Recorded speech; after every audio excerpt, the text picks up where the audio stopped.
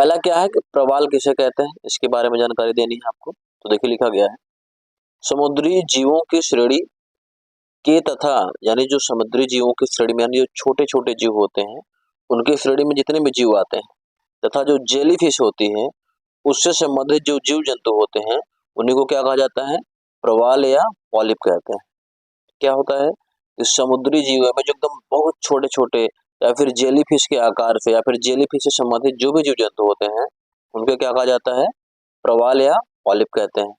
जो प्रवाल भित्तियों को निर्मित भी करते हैं, यानी प्रवाल ही जो होते हैं जो प्रवाल भित्तियों को क्या करते हैं, बनाते हैं। आई होप आपको क्लियर हो गया होगा। चलते हैं अपने अगले प्रश्न की तरफ। अगला प्रश्न हमारा क्या है, प्रश्न पूछा गया है पिछली बार कि गल्फ स्ट्रीम धारा क्या है, इसके बारे में बताना आपको। तो देखिए दिया गया है, गल्फ स्ट्रीम पश्चिमी उत्तरी अटलांटिक महासागर में एक तीव्र गर्म समुद्री धारा है। क्या है, जो आपका भैया गल्फ स्ट्रीम है ये क्या है, पश्चिमी उत्तरी अटलांटिक महासागर में पाई जाने वाली एक तीव्र और समुद्री गर्म जलधारा जो है, ठीक है ना। आगे क्या कह रहा है, यह फ्लोरिडो के तट के साथ उत्तर की ओर बढ़ती है और फिर उत्तरी कैरोलिना से पूर्व की ओर मुड़कर अटलांटिक के पार उत्तर पूर्व की ओर बहती जाती है या फिर बह जाती है। आई होप आपको इतना क्लियर हो गया होगा। अगर बात करें गल्फ स्ट्रीम, फिर से एक बार देख लेते हैं। देखिए दिया गया है, गल्फ स्ट्रीम पश्चिमी उत्तर अटलांटिक महासागर में, ठीक है ना, पाई जाने वाली एक काफी तेज और समुद्री जो है गर्म जलधारा है, ठीक है। यह फ्लोरिडो के तट के साथ उत्तर की ओर बढ़ती है और फिर उत्तरी कैरोलिना से पूर्व की ओर मुड़कर अटलांटिक महासागर को पार करके क्या करती है, उत्तर की पूर्व की ओर क्या होती है भैया, बह जाती है, बहती है। आई होप इतना आपको क्लियर हो गया होगा। अगर इससे पहले जो वीडियो चाहिए या फिर प्रीवियस ईयर का पेपर चाहिए कि प्रीवियस ईयर में कौन कौन से क्वेश्चन आए थे, तो डिस्क्रिप्शन में लिंक रहेगा या फिर इसके प्लेलिस्ट में जाएंगे, सेकंड ईयर मतलब फर्स्ट सेमेस्टर सेकंड पेपर के प्लेलिस्ट में जाएंगे आप, तो वहाँ आपको पूरा पेपर पिछली बार जो भी, चाहे आपका जियोमॉर्फोलॉजी का क्वेश्चन पेपर हो, चाहे आपका क्लाइमेटोलॉजी का हो, चाहे आपका ओशनोलॉजी का हो, चाहे आपका अर्बन जियोग्राफी का हो, सब डाला गया है, उसको जाकर के आप देख सकते हैं, ठीक है ना। सबका प्रॉपर तरीके से प्लेलिस्ट भी बनाई गई है, वहां जाके सारी चीजें आप अध्ययन कर सकते हैं, वो भी बिल्कुल मुफ्त में। पीडीएफ चाहिए तो मेरा व्हाट्सएप नंबर दिया गया, वहां व्हाट्सएप पर ही आपको पीडीएफ दे दिया जाएगा। चलते हैं आगे बढ़ते हैं। अगला क्या है, प्रवाल भित्तियां क्या होती हैं या फिर कोरल लीफ जिसको बोलते हैं, कोरल लीफ क्या होता है उसके बारे में जानते हैं। देखिए लिखा गया है, प्रवाल भित्तियां या फिर प्रवाल शैल श्रेणियां, यानी जो प्रवाल भित्तियां होती हैं उनको प्रवाल शैल श्रेणी भी कहते हैं ना। कह रहा समुद्र के भीतर की स्थित चट्टान है, यानी भैया जो प्रवाल भित्तियां होती हैं वह समुद्र के भीतर स्थित एक चट्टान होती है जो प्रवालों द्वारा छोड़े गए कैल्शियम कार्बोनेट से निर्मित होती है। किसके द्वारा छोड़े गए, प्रवाले के द्वारा, जो मूंगा होते हैं मूंगे के द्वारा छोड़े गए जो है कैल्शियम कार्बोनेट से निर्मित होती है। वस्तुतः ये इन छोटे जीवों की बस्तियां होती हैं, या फिर आप कह सकते हैं जो प्रवाल भित्तियां होती हैं वो मूंगे यानी प्रवालों की क्या होती हैं, बस्तियां होती हैं। आई होप आपको क्लियर हो गया होगा। क्लियर हो गया ना दोस्तों कि प्रवाल भित्तियां क्या होती हैं, समुद्र के भीतर एक ऐसी चट्टान है जो प्रवालों द्वारा छोड़े गए कैल्शियम कार्बोनेट से निर्मित होती है, ठीक है ना। आप कह सकते हैं कि जो भैया ये प्रवाल भित्तियां होती हैं जो छोटे छोटे जीव होते हैं यानी जो प्रवाल होते हैं उनकी बस्तियां होती हैं, ठीक है। आई होप आपको क्लियर हो गया होगा। अगला प्रश्न हमारा क्या है, पेरू की धारा, ये भी काफी इंपॉर्टेंट है, पूछा गया है प्रश्न। देखिए दिया गया है, पेरू धारा जो होता है या फिर पेरू धारा प्रशांत महासागर में बहने वाली एक ठंडे जल की महासागरीय धारा है। यानी भैया जो पेरू धारा है ये प्रशांत महासागर में बहने वाली एक ठंडे जल की जो है सागरीय धारा है, जो दक्षिणी अमेरिका के पश्चिमी तट के सहारे दक्षिण से उत्तर दिशा में क्या होती है, प्रवाहित होती है, ठीक है। इसे हमबोल्ट की धारा भी कहते हैं और इसका तापमान तथा लवणता दोनों ही क्या होते हैं, बहुत कम होते हैं, ठीक है। आगे कह रहा है, तट से सागर की ओर जाने के कारण तापमान क्या होता है, इसमें बढ़ता जाता है। आई होप आपको क्लियर हो गया होगा। फिर भी देख लेते हैं एक बार, भैया पेरू धारा है वो प्रशांत महासागर में बहने वाली एक ठंडे जल की सागरीय धारा है, ठीक है। जो जो कि दक्षिणी अमेरिका के पश्चिमी तट के सहारे दक्षिण से पूर्व दिशा में प्रवाहित होती है। किस तरफ बहती है? दक्षिण से पूर्व की दिशा में बहती है। इसे हमबोल्ट की धारा भी कहते हैं, ठीक है ना। इसका तापमान और लवणता दोनों क्या होती है? कम होती है। तट से जैसे जैसे सागर से दूर जाएगी इसका तापमान क्या होता है दोस्तों? बढ़ते जाता है। आई होप आपको क्लियर हो गया होगा। चलते हैं अपने अगले प्रश्न की तरफ।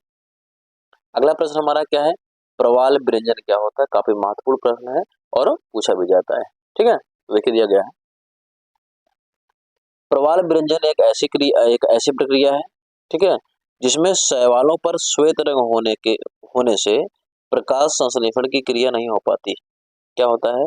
प्रवाल व्यंजन ना एक ऐसी प्रक्रिया है जिसमें शैवालों पर श्वेत रंग होने से, यानी जो शैवाल होते हैं श्वेत रंग के हो जाते हैं, जिसके कारण उसमें प्रकाश का संश्लेषण नहीं हो पाता है और शैवाल जो होते हैं समाप्त होने लगते हैं।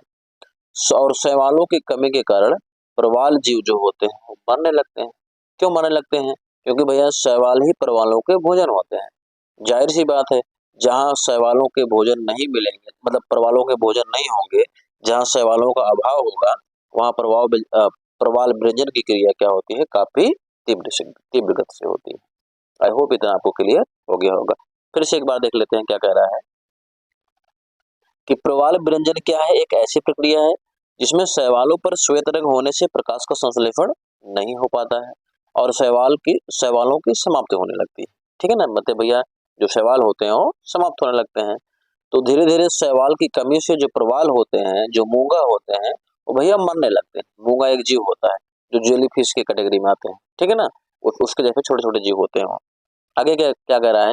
चूंकि शैवाल ही प्रवालों के भोजन होते हैं, भैया जो शैवाल होते हैं वही प्रवालों के भोजन होते हैं, अतः शैवालों के अभाव के क्षेत्र में प्रवाल वृंजन की क्रिया काफी तीव्रता से होती है। आई होप इतना आपको क्लियर हो गया होगा। अगला प्रश्न हमारा क्या कहता है? लाल ज्वार किसे कहते हैं? ठीक है ना। क्या है? लाल ज्वार किसे कहते हैं? तो देखिए दिया गया है, सूक्ष्म स्तरीय पौधे जो कुछ लाल भूरे रंग के होते हैं, मतलब ऐसे पौधे जो काफी छोटे छोटे होते हैं और लाल और भूरे रंग के होते हैं, जिनमें तेजी से प्रजनन विस्फोट होता है। भैया प्रजनन शक्ति इनकी होती है, जिसमें प्रजनन होता है बहुत ज्यादा तेज होता है, ठीक है। तथा सागरीय सतह पर लाल भूरे पौधों का अपार समूह निर्मित हो जाता है। इसे ही क्या कहते हैं? लाल ज्वार कहते हैं। क्या कहते हैं? लाल ज्वार। ध्यान देना, जो आपके समुद्र में जो होते हैं, जो छोटे छोटे ना लाल भूरे मतलब रंग के जो जीव होते हैं, उनमें तेजी से प्रजनन विस्फोट होता है, जिसके कारण सागरीय सतह पर लाल भूरे पौधों का मतलब ढेर सारा समूह जो होता है निर्मित हो जाता है। इसे क्या कहते हैं? लाल ज्वार कहते हैं। आई होप इतना आपको क्लियर हो गया होगा। हाँ, एक बात और दोस्तों, आप लोग वीडियो पूरा नहीं देखते हो, थोड़ा सा देखने के बाद छोड़ देते हो। जब तक पूरी वीडियो नहीं देखेंगे तब तक कुछ आपको समझ में नहीं आने वाला है। पूरी वीडियो देखिए, जो कमी आपको लगे ये चीजें इसमें बताने का तरीका क्या है। अगर वीडियो अच्छी लगे तो उसको लाइक कमेंट करिए। जब कहीं कुछ प्रॉब्लम क्रिएट हो उसको आप कमेंट करके कमेंट बॉक्स में बता सकते हैं, और सारी चीजें आपको फिर देखी जाएंगी। लेकिन आप लोग पूरा वीडियो देखा करिए, ठीक है। चलते हैं आगे बढ़ते हैं, जो कि आज का हमारा लास्ट प्रश्न है। वीडियो ज्यादा लंबी ना हो इसलिए हम 10-15 इससे ज्यादा मिनट की वीडियो नहीं बनाई जाती है, ताकि आपको ज्यादा बोर फील ना हो, ठीक है। चलते हैं अगले प्रश्न की तरफ। ये भी काफी महत्वपूर्ण प्रश्न है, पूछा गया है, ठीक है ना। क्या है? पाइक्नोक्लाइन क्या होता है? क्या दोस्तों? पाइक्नोक्लाइन किसे कहते हैं इसके बारे में तो देखिए दिया गया है, 300 से 1000 मीटर की गहराई वाले भाग को, जिनमें सागरीय जल के घनत्व में तेजी से परिवर्तन होता है, पाइक्नोक्लाइन कहते हैं। क्या होता है? 300 से 1000 मीटर तक की गहराई वाले भाग को क्या होते हैं? ये चाले हो गए दोस्तों, गहराई वाले लिखिएगा।